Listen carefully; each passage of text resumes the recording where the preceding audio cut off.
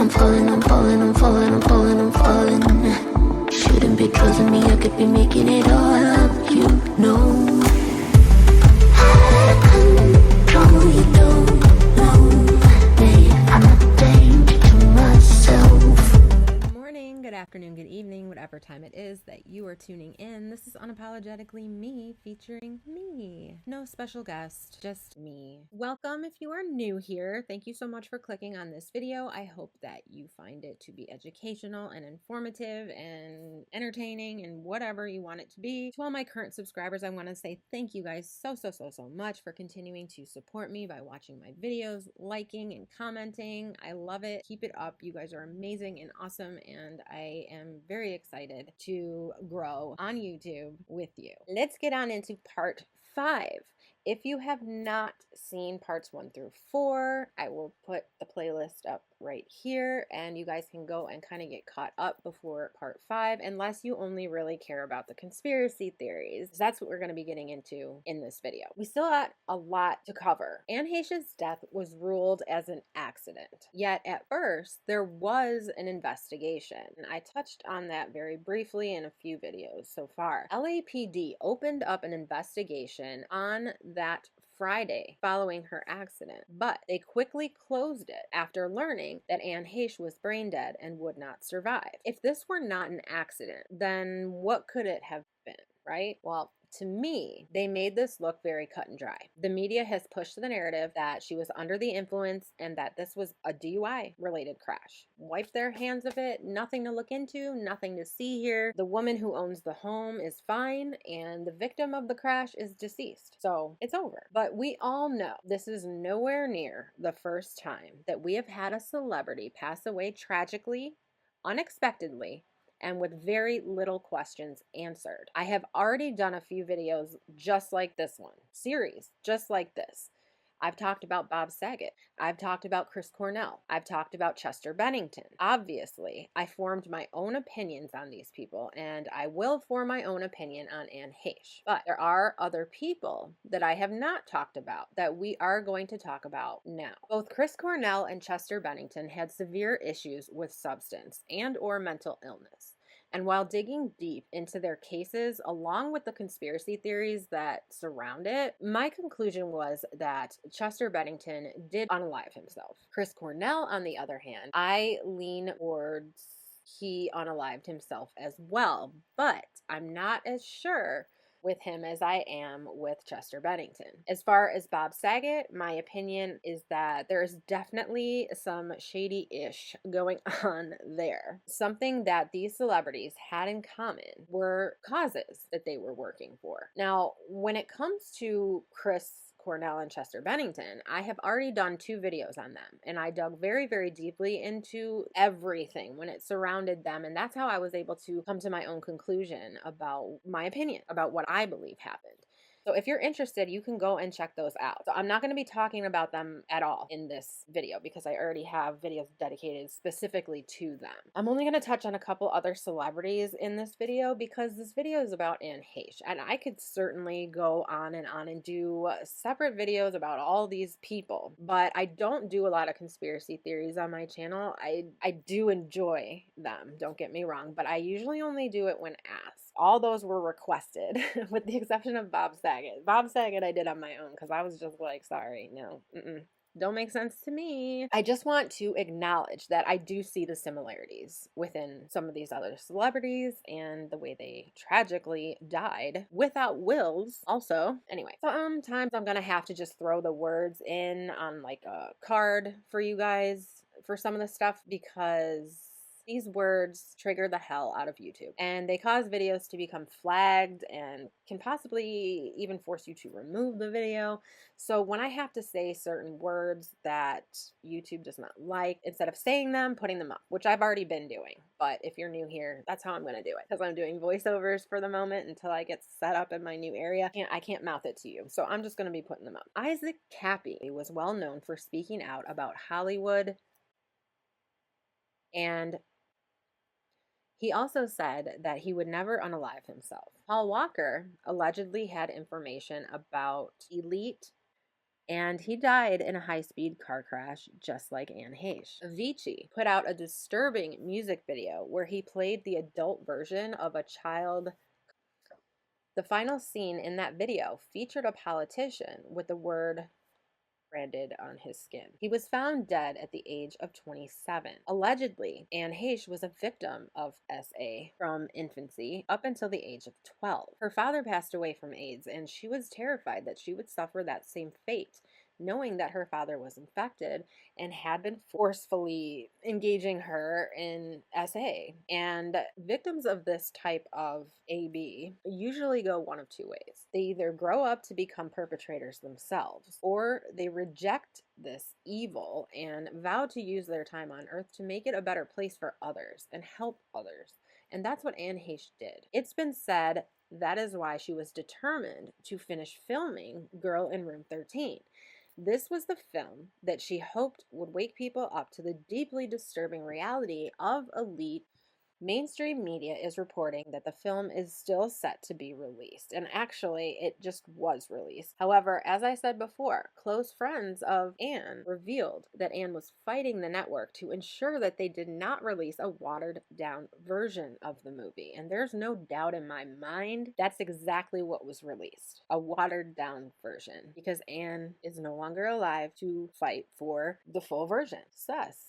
Car accidents have specifically been suspected of silencing troublemakers by the elite. Michael Hastings, a journalist, died in 2013 after his car suddenly sped up on a straight LA street, swerved off the road, and crashed into a tree where his car exploded, killing him inside. Suspiciously, earlier that day, he had emailed his editors warning that the feds were interviewing his friends and family before typing his faithful last words, quote, "I'm onto a big story, and I need to go off the radar for a bit," unquote. The circumstances around Michael Hastings' fatal car crash are eerily similar to the CIA's instructions on orchestrating secret assassination by, quote, "hacking cars," unquote. This is according to the top secret intelligent documents leaked by WikiLeaks. Counterterrorism expert Richard A. Clark described the fatal crash as, quote, "consistent with a car cyber attack," unquote. Not shockingly, mainstream media quickly dismissed this claim as a conspiracy theory.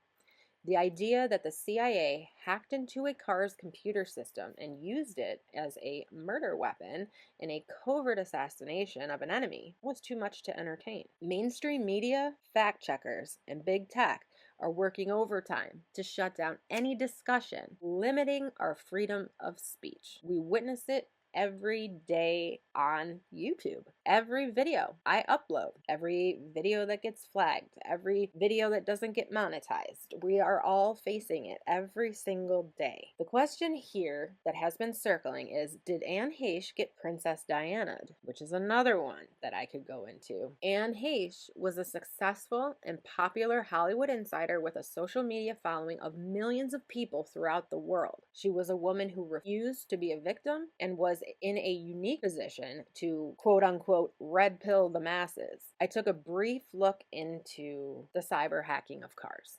specifically forced acceleration. I wanted to see how possible it would be to hack into someone's vehicle computer. You guys, I am mind blown. Like, I am shooketh to the core. Forced acceleration can be accessed through your vehicle's power locks. The vehicles of today often have features such as automatic locking, when the car is put into drive and it reaches a certain speed. When you get in your car and you're driving off and all of a sudden you hear that click because you reached, what is it, at 20 miles per hour, 15 miles per hour, something like that, and your car's automatically lock. That is the same feature that can be hacked into to force accelerate your vehicle. Cars with interconnected systems like this are vulnerable to problems such as hackers using power locks to force the car to accelerate. It is also possible to track vehicles through the tire pressure monitoring system. Some other ways a vehicle computer can be hacked is through the windshield washer fluid component and locking the windshield wipers.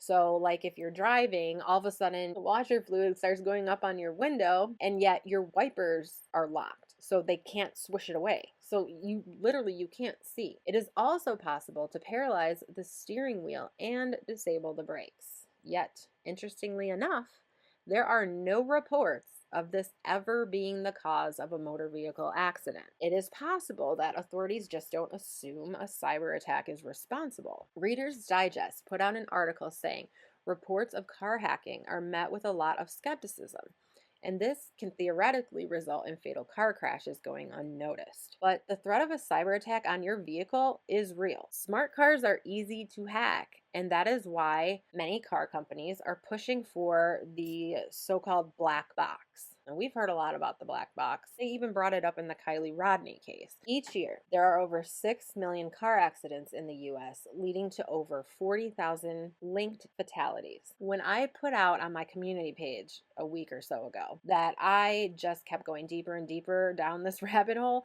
this is something that I found as well that I feel bears mentioning. In 2008, Anne Heche did a film called Toxic Skies. This film detailed a pandemic or a plague caused by the spraying of chemtrails by the government. The pandemic within the film shockingly resembles what we all just went through over the last 3 years. But that's not all. Interestingly, Spain worked with the UN to spray chemtrails back in March and April of 2020. These chemtrails can cause a severe autoimmune response to the metals, and it's an example of blatant biowarfare against unsuspecting, non-consenting individuals. Another thing that should concern you right now is the fact that I can't even use these words without putting them on cards in a video, or you're not going to see my video. We're going to wrap this up. I'm sure I missed stuff because I have an entire notebook full of notes that I took.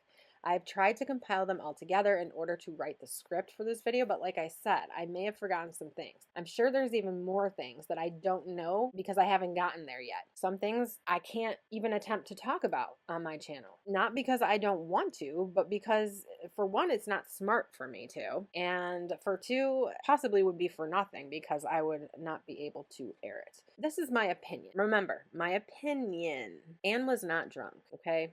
That has been proven. In my opinion, she wasn't high either. And she was not. So in my opinion, and DUI can be ruled out.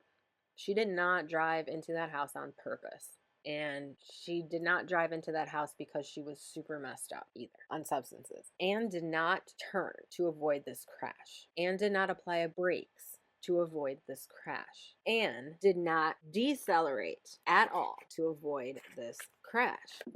Anne was looking straight ahead while driving into a T intersection and did nothing to avoid crashing into a home directly in front of her. In my opinion, this either means she had a severe mental break triggered by an unknown cause after the wig shop, or this was not an accident at all. Both are entirely possible. Anne has a long history of mental illness and acting erratically. It is certainly possible to hack into a vehicle and cause forced acceleration, as well as brake failure and a locked steering wheel. And if these three things were done to Anne Heche's Mini Cooper Clubman, it would certainly explain why she didn't slow down, she didn't brake, and she didn't turn to avoid going head-on straight into a house. And even after this happened, she didn't die. She was reported to be stable and expected to make a full recovery. The police began their investigation, and then all of a sudden, Anne's brain dead. No more investigation. Nothing to see here. Mainstream media concluded that this was a DUI accident, period. What do you conclude? Now that was just a small portion of what is going on in my brain when it comes to Anne Heche and what happened to her. I am working on putting out another video, which would be part 6, because I found a lot more in the last few days. And I can only assume that things are going to get deeper if this issue between Homer LaFoon and James Tupper continues to play out in court. We're going to end up finding out more. Part 6 I'm working on as of right now, and if you don't already know, I have a surprise. We've kind of covered that this movie could have been a reason, right? There's another reason, an even bigger one, in my opinion. And I think when I read this, I just went like, what? Okay, so you guys maybe already know, but if you don't, you're going to want to check out my next video. So make sure you hit the notification bell so that you're notified when I put out a new video. And I will talk to you guys later. Have a great few days. I should be getting part 6 out by the end of the week. So I'd say weekend.